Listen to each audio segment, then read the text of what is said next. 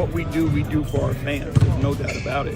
Hey, what up, though, people? It's your boy Brandon Dent, a.k.a. Detroit Kool-Aid, your Pistons beat reporter here at Woodward Sports, and we're here for the Pistons' first practice for the playoffs, man, against the Knicks. Playoffs? Yes, we're talking about playoffs. You know what? Who wants to check out practice today? Let's rock. And they had a lot to say. We got to speak to Isaiah Stewart, J.B. Bickerstaff, Cade Cunningham, and Trajan Langdon. Focused, locked in, paying attention to details. So, that was pretty much the focus in the field and the bottom today. Despite being a relatively young team, the Detroit Pistons are excited, and you know what? They're playing with more than house money. For Woodward Sports, my name is Brandon Dent, and those Pistons are back to work in the postseason. Back to work. It feels like we just left, Flannel, man. Hey. Oh, yeah. Thank you guys for choosing to kick off your day with Wake Up Woodward, man. It's a lot going on right now in Detroit sports. April in the D is alive and well. It's your boy Brandon Dent, a.k.a. Detroit Kool-Aid, your credentialed business reporter and writer for the network. Flannel Sam, our Red Wings correspondent. Hey, co-host of Woodward Wings. Vet of the squad, vet of the network, all sports knower. And Riley Green. Well, and I'll say this, Kool-Aid. If you enjoy, the sweet tones of my voice, you're gonna really like yesterday carried into today, and you as well, Kool-Aid, because we're just here. Just kind of floating Could have just slept here overnight, but yeah. Well, obviously, we're getting into the Pistons to start right off. We did a playoff preview show last night, which was very heavy Pistons tilted, of course. We had myself, we had Kool-Aid, we had Chris Platty, we had JB on the ones and twos, Travis getting some training on the ones and twos as well. We had Summer, we had Terry Travis, Foster. Man. So if you guys Cody are looking, Davis. Cody Davis came in Detroit during News. VMix and brought the absolute heat. So My twin. after you're done listening to us, this show, tune into the playoff preview show because we went all NBA, mostly Pistons. It was dope, and you know what? There was some at least a shocking surprise or two on the show. It's amazing to hear Terry Foster's perspective on these Pistons because for a long time he said, I'm embarrassed of this squad. Yeah. But now that perspective has totally changed.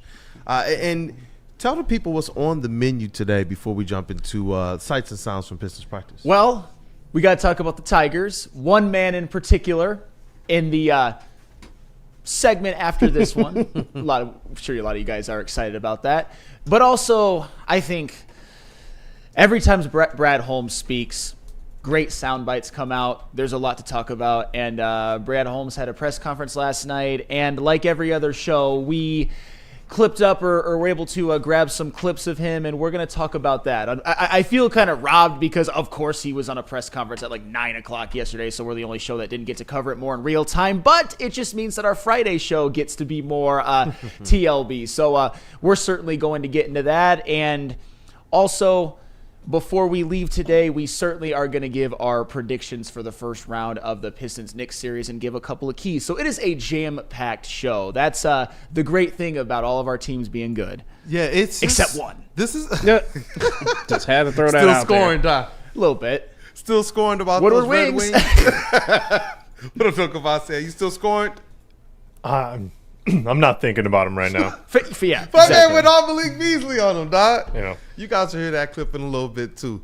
But I'm loving that hat, by the way. Loving that hat in the booth. And I see you over there too, JB Smooth. I got to call out your hat as well. So the people. What are you talking about? So the people. This thing, nothing. I don't know what this is. I'm waiting for him to wear that other hat again.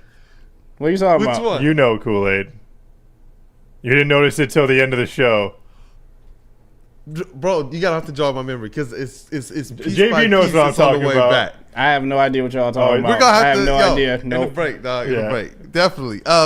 But Detroit Pistons sights and sounds. They take off for New York today. They have a quick media availability. We will get down to get all the sights and sounds that we can. We'll ask some questions. But some of the stuff, just a little bit of housekeeping, really quickly. Jaden Ivey. I don't know if you see the Jaden Ivey clips in there. JB Smooth in the Slack. Let me double Jaden check. is making a lot of progress. From the first practice I went to, he was just kind of shooting stationary shots. And a lot of people said, no, man, that dude's a long way away. And then yesterday, he's actually running. He's defending. He's looking like a guy who has a reevaluation in about a week and looks like he wants to be able to play in at least one of these games if this series extends. But obviously more will be known after that reevaluation. But I just wanted to update the people because I know on socials, it's the total amount of clips is well over like 400,000 or 500,000 views and a lot of different comments, a lot of shares. So I'm sure there's something that you guys want to see as well.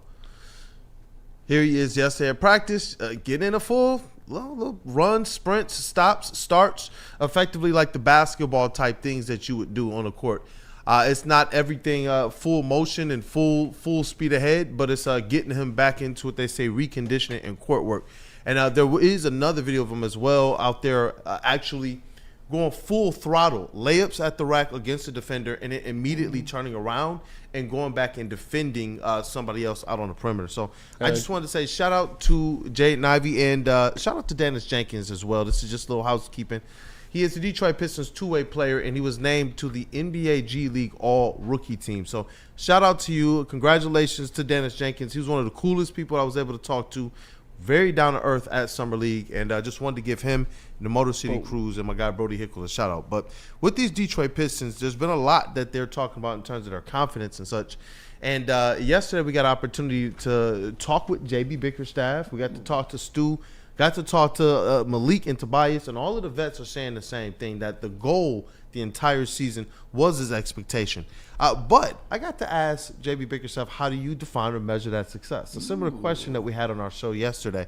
JB Smooth, do you have that in the system there? It should be the 38-second clip that I sent this morning. Yep, I got it for you. Give me 1 second. Definitely, and then I guess we'll load that. Said that the goal from the beginning of the season was playoffs. Now that you're here, how are you defining or measuring that? What that means to be here? No matter what happens, this group had a great season.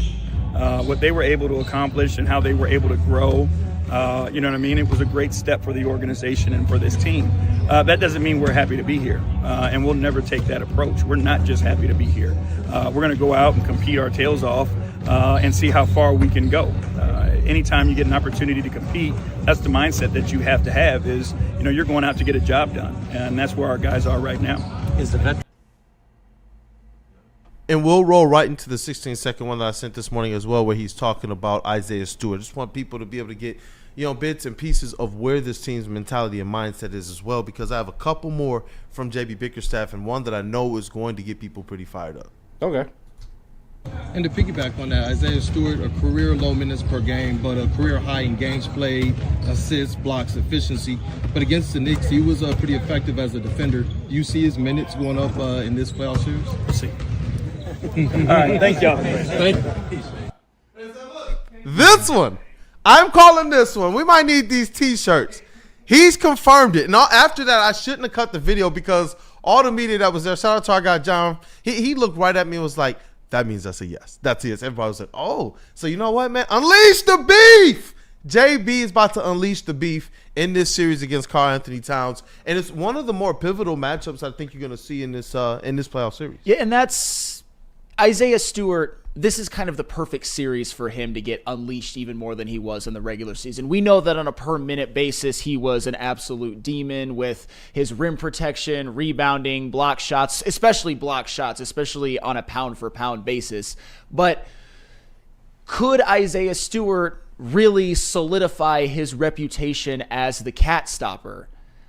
He certainly made Karl Anthony Towns' life pretty miserable for the most part in the last regular season matchup, and I think that Isaiah Stewart has what it takes to at least bother Karl Anthony Towns. I still think Cat's going to put up pretty good numbers in this series, but it's like in the last game. He put up technically good numbers, but he turned the ball over 7 times and he didn't make a 3.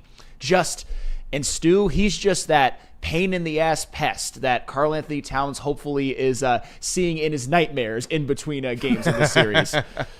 Definitely. And JB, I just tagged the next couple videos. It's one from JB Bickerstaff, JB Bicker Smooth, I'm going to call him. And you were the first one on the scene about him. And you talk about a culture change, culture setter. This guy has this team believing that they can go out there and win this, not just this first-round series, but the first game of the series. But JB, do you have that? It should be about a 40-second clip, and we'll back in that with Kay Cunningham's comments as well. I mean, it's been that way as long as I can remember. Again, I grew up watching the Bad Boys play. You think about the city of Detroit, the people from Detroit. Nothing's ever easy, right? It's all hard earned, and it's a mindset of a workmanship mentality. And I think, again, we try our best to connect our guys to the fan base, and that's what our fans want to see. Is they want to see, a team that they can relate to, and that's what our guys are. Like what we do for our fans. There's no doubt about it. And so, when you want to reflect the image of this city, you want to earn the respect of this town, like you have to be that way. And I think our guys have bought in. Yeah, super motivated. Haven't seen playoff basketball in Detroit, so since I've been here, obviously, but in a long time. So it's exciting. Ready to see how LCA rocks out. And I think it'll be fun. It'll be great to get some wins here. Got into it, sort of got into it a little bit. Do you feel like Cat? Yeah, well, not really. I'm not worried about Cat. I know, but I mean, you guys were playful about it. I don't worry about Cat. Yeah. Not even thinking about him. But do you find teams testing you guys more and more as your reputation has grown as a good team? I don't see them testing us. I think they are scared, and so what they're doing is putting a defensive mechanism up to not be able to mess with the Bad Boys. Detected that from that incident or whatever that I don't was. even know what incident you're talking about. That's how unsure I am about Cat. Okay. He's the least of my worries. I don't even know what you're wanted talking to be about. able to bring a little bit of sights and sounds from practice, man. And it's interesting to hear, JB Bickerstaff and how he talks about, look, we're not just happy to be here. We're ready to go out there and do some work. And he said it, man. Look, we've all of them have been through some ish. He was just cussing too. He was like, look, we've all of us, all the vets. And have you seen the young guys? We've all been through some stuff, but we've been able to overcome, and we believe that we can push each other to higher, and that's what we've done. And after you see it in the regular season, you believe it about yourself. And he said that they've played and put themselves in position to be playoff ready all season long. This was their goal from the beginning of the year, was to be in this position, and not just to be there and say, like Brad Holmes said, we're not in the business for cute seasons. What is JB Bickerstaff saying? We're not in the business for cute seasons. Any series we're in, even though we say we've taken a necessary step forward that we will say is success this year for our organization, we still want more. And that is the identity of Detroit, man. If it's on my plate or if it's what I'm supposed to have, I'm after it. And I love the fact that they wanted to be able to see. You heard Kay Cunningham talk about, I can't wait to see how LCA turns up. These guys have been to Lions games. They have been to Tigers games. Before Kay Cunningham was even a Detroit Piston, he was up at Comerica Park with Ashton, the trainer. Shout out to Ashton. And all Detroit was chanting, we want Kay. And he was already there like, dog. And you could see the enthusiasm he had already for Detroit. It's like to see these guys in this position right now and to see how excited they are about it, about what we're going to do to turn up, because you already know what we do. I'm ecstatic. But freaking Malik Beasley. Yeah. This clip went everywhere. Everybody's picking up this clip right now. It's well over like 3, 4, 5 million views. Flannel, what is your takeaway on him just absolutely giving them more than bulletin board material? He called them scared. He said he is not worried about Cat at all. I don't know who has a bigger beef or less of a worry. Chase with the Red Wings or Malik Beasley with Cat? It's all right. So I have multiple thoughts on that, and I'll try to keep it brief. Malik Beasley has put a bit of a target on his back, and if I'm being completely transparent, his playoff career has been relatively underwhelming as opposed to his regular season career. I do think this is the best Malik Beasley has ever played, and I think that there's a very good chance that he shows out in the playoffs. Now Malik Beasley has no choice, because if he doesn't and the Pistons lose, he will get clowned into oblivion, and if, God forbid, that happens, I will just have to sit back and be like, Because we like Beasley a lot. I do, and I really do. But I think it's a good juxtaposition between I love what J.B. Bickerstaff said. I love what Cade said. They took the more humble, appreciative, but confident approach. Malik Beasley was not humble, not even a little bit. And hopefully this is a creation of a legendary moment where he talks the talk and backs it up. But we shall see. The caveat to all of this, though, when it comes to his underwhelming playoff career and all of that, is this is a different Malik Beasley than we've ever seen before. This is the perfect team around him. He's playing the perfect role, so he probably feels more confident in his abilities and his abilities to impact a game than he ever has before. So he's got some merit as to why he's being a little bit chesty. Yeah, definitely. I'm glad that you said what you did at the end of that, because he is a different player, but we do know this, mojo and bad mojo in sports is a real thing, and this is a line he's going to have to cross, especially as the vet. The other players, they do look at him. This is where with Cade Cunningham in particular as a young player, and Isaiah Stewart, this sounds crazy to say, but the longest tenured Detroit Piston, I'm glad that from a maturity standpoint, those guys, they just play consistently no matter what the situation has been, but obviously these lights are brighter. Cade said, I don't know what to expect. It was different to see how cool, calm, and collected the young players were throughout that press conference. But when you got to that question, you could see him go, I play ball, so I'm going to play ball anywhere, but I really don't know what to expect. But you know that these vets, they do know what to expect. And that's why I do hope that from a Malik Beasley, that the past is something that they're able to overcome. Just like J.B. Bickerstaff said, he said we all got past. And a lot of it is checkered, you know, as it relates to their basketball playing career. Yeah. But he said we have overcome, and that is going to be effectively the mantra of this team. All these teams have to overcome adversity. They have to do it gritty, and they're having to, you know, face those demons effectively. That's the crazy thing is when you look at this Pistons roster, I don't want to belabor this point too much, but it could end up fueling them that there are, even though this is a young team that was built primarily through the Troy Weaver draft picks, believe it or not, when you look at the veterans and even the head coach, there's a lot of playoff experience, but there's also a lot of playoff disappointment. We all know Tobias Harris's playoff career has been hit and miss. He is hated in Philadelphia, for example. We know that Malik Beasley's playoff career has been underwhelming. We know that Tim Hardaway Jr. was kind of sporadically in the rotation, sometimes yes, sometimes not, in the Mavericks run to the finals last year. And we know that J.B. Bickerstaff, even though those Cavalier teams were really, really good and he didn't deserve to be fired, he was looked at as somebody who can't take the Cavaliers over the top. So the Pistons are motivated. They've got some allegations as individuals to answer for, and I really think that they have a good chance to, because they are the El Capitano, and the maestro and the leader of it all is one Mr. Cade Cunningham. And you know what? It's amazing because Terry Foster and I, we were having a conversation about would we recognize when the aspects of bad boy Pistons or going to work Pistons are being built again in front of our eyes. He does believe that this is one of those situations going on right now. And that's where you want to see this team go out there and acquit themselves well in the playoffs. And I know we're going to talk a little bit more about it at the end of the show if there's some time. There'll be time. We'll cut out other things. The game is Saturday. I know we're going to do some pregame and watch party, but we're definitely going to give at least our predictions and our keys. Man. Yeah, even eyes are on them if we have to run a little bit into a mailbag or something. I'm sure that you guys will be fine. We'll work it out. And NBA.com, they put out their top 4 NBA panel for all NBA teams. Yeah, Cade Cunningham finished second on 3 of them, third on 1 of them.